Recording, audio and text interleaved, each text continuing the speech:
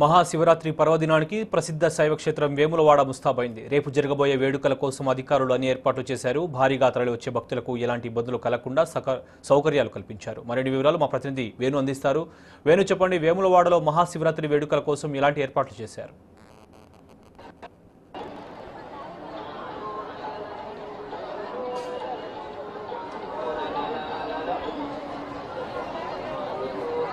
శోభన్ దక్షిణ కాశీగా పిలువబడే వేములవాడ రాజన్న ఆలయం ముస్తాబైందని చెప్పొచ్చు. అంటే రేపు శివరాత్రి సందర్భంగా ఇప్పటికే పెద్ద ఎత్తున భక్తులు తరలి వస్తున్నారు. అంటే ప్రతిసారి కూడా 4 నుంచి 5 లక్షల మంది భక్తులు తరలి వస్తుంటారు.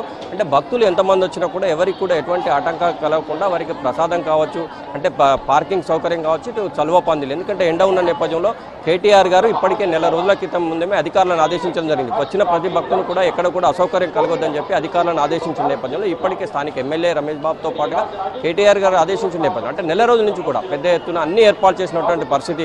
అంటే వచ్చిన ప్రతి భక్తుడు కూడా ఎక్కడ కూడా ఎటువంటి అసౌకర్యం కలగకుండా, అంటే క్యూ లైన్ల ద్వారా వచ్చిన వారికి కూడా ఎండ నేపథ్యంలో క్యూ లైన్లో ఉన్న వారికి కూడా అంటే వాటర్ ప్యాకెట్లు 2 లక్షల వాటర్ ప్యాకెట్లు ఉంచారు. మరోవైపు అంటే ప్రసాదం కూడా 5 లక్షల లడ్డులను కూడా తయారు చేసి ఉంచినట్టు నేపథ్యం. అంటే తెలంగాణ రాష్ట్రంలో ఇటు దక్షిణ కాశీగా పిలువబడే వేములవాడ రాజన్న ఆలయానికి ఒక ప్రత్యేక స్థానం ఉంది. ఎందుకంటే దేశంలో ఎక్కడ లేని విధంగా కోడెమొక్కుల ఆచారం ఇక్కడే ఉంది. కోడెమొక్కుల ఆచారం దేశంలో ఎక్కడ లేదు. చూడొచ్చు మనం పబ్లిక్ను. అంటే ఇప్పటికే పెద్ద ఎత్తున తరలి వచ్చినటువంటి భక్తులు, అంటే ఈ భక్తుల సంఖ్య రేపటికి ఇంకా పెరిగే అవకాశం ఉంది. 4 నుంచి 5 లక్షల మంది భక్తులు తరలి వస్తుంటారు.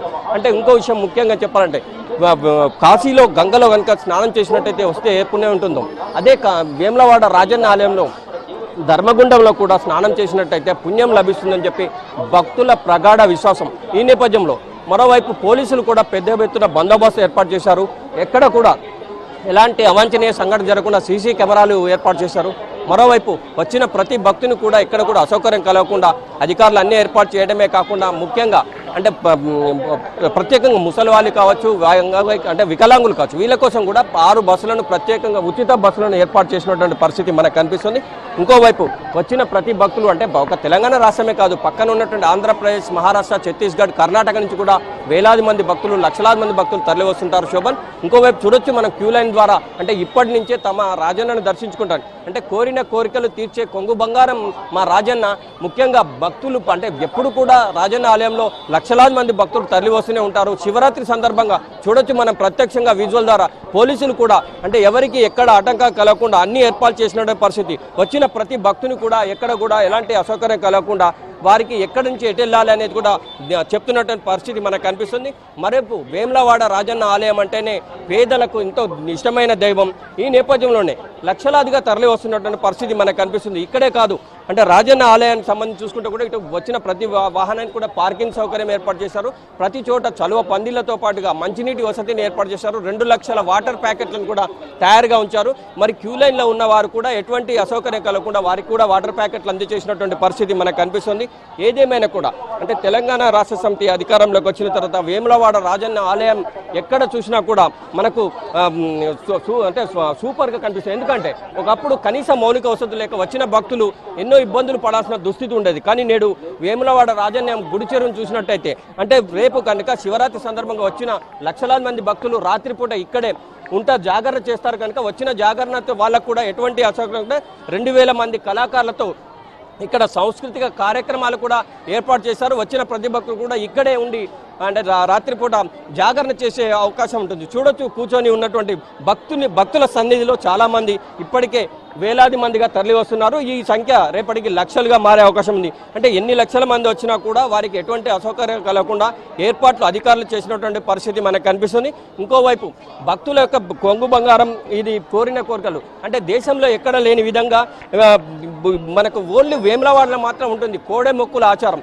ఈ నేపథ్యంలో కోడెమొక్కుల ఆచారాన్ని కూడా పెద్ద ఎత్తున తరలి వస్తుంటారు. అంటే దీనికి సంబంధించి చూసుకుంటే రేపు ఉదయం ఈరోజు రాత్రి 12 గంటల నుంచి మొదలవుతుంటుంది. శోభన్, దీనికి సంబంధించి చూసుకుంటే రాత్రి 12 గంటల నుంచి 3 గంటల వరకు దీనికి పురుజనులకు సర్వదర్శనం ఇస్తుంటారు. ఈ తర్వాత 3 గంటల నుంచి 3:30 గంటల నుంచి 4 గంటల వరకు ఆలయ శుద్ధి ఉంటుంది. మంగళ వాయిద్యాల మధ్య చేస్తారు. ఈరోజు రాత్రి నుంచి 4 నుంచి 4:25 వరకు సుప్రభాత సేవ ఉంటుంది.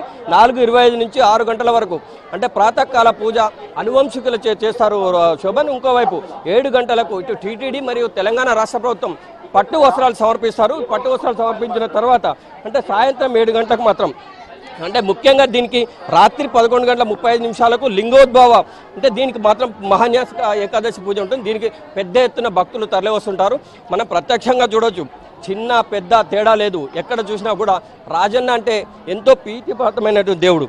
ఈ నేపథ్యంలోనే ప్రతి ఒక్కరు కూడా తెలంగాణ రాష్ట్రం నుంచే కాకుండా పక్క రాష్ట్రాల నుంచి కూడా వస్తున్న నేపథ్యంలో ఎవరికి కూడా ఎక్కడ కూడా అసౌకర్యం కలగకుండా అన్ని ఏర్పాటు చేసినటువంటి పరిస్థితి మనం ప్రత్యక్షంగా విజువల్ ద్వారా చూడొచ్చు శోభన్. ఏదేమైనా కూడా మొత్తం మీద అయితే ఇప్పుడు వరకు అంటే కొంత ఇప్పటికే లక్షలాది మందులు రేపు సాయంత్రం వరకు వచ్చే అవకాశం. ఇప్పటివరకు అయితే 50,000 పైగా భక్తులు తరలి వచ్చారు. ఎవరికి కూడా ఎటువంటి అసౌకర్యాలు కూడా అన్ని ఏర్పాటు చేసినటువంటి పరిస్థితి మనకు కనిపిస్తుంది. మొత్తం మీద శివరాత్రి అంటేనే రాజన్న ఆలయం. అంటే కరీంనగర్ ఉమ్మడి జిల్లా కరీంనగర్లోని ఇటు కాళేశ్వరం ముక్తేశ్వర స్వామి దేవస్థానం కావచ్చు, రాజన్న ఆలయం కావచ్చు, పెద్ద ఎత్తున ముస్తాబు చేశారు. లైట్ల వెలుగుల్లో చాలా పెద్ద ఎత్తున ఎంతో మంది సుందరంగా వచ్చినటువంటి భక్తులు ప్రతి ఒక్కరు కూడా అసౌకర్యాలు లేకుండా సంతోషంగా వెళ్లే విధంగా అన్ని ఏర్పాటు చేసినటువంటి అధికారులు ప్రతి ఒక్కరు కూడా స్వామిని దర్శించుకునే విధంగా అన్ని ఏర్పాటు చేసినటువంటి పరిస్థితి మనకు కనిపిస్తుంది శోభన్. ఇది ఇక్కడ పరిస్థితి ఓటు స్టూడియో.